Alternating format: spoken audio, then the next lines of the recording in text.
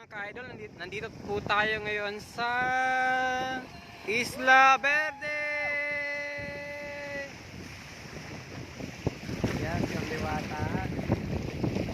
Si Luis, Ma'am Jessa,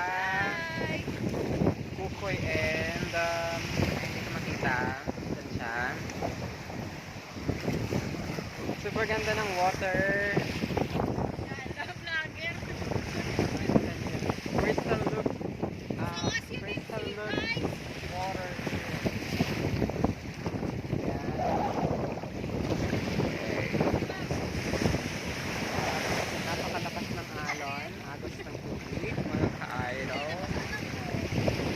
As you can see, God is so great creating this isla, what we call Isla Verde. Yan.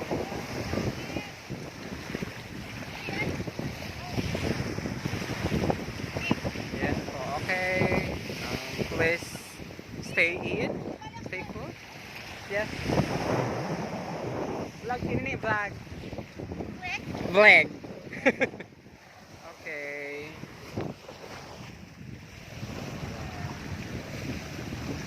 Parang artista si Ma'am Diwata, ano mga ka-idol. Napakaganda ni Ma'am Diwata.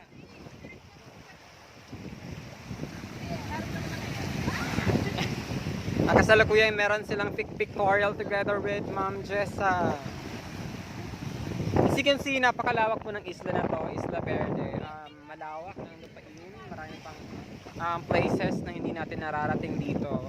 As you can see, hindi pa masyadong civilized, hindi pa masyadong developed, fully developed ang isla na to. So, after I think 2 to 5 years, makita natin yung development ng place.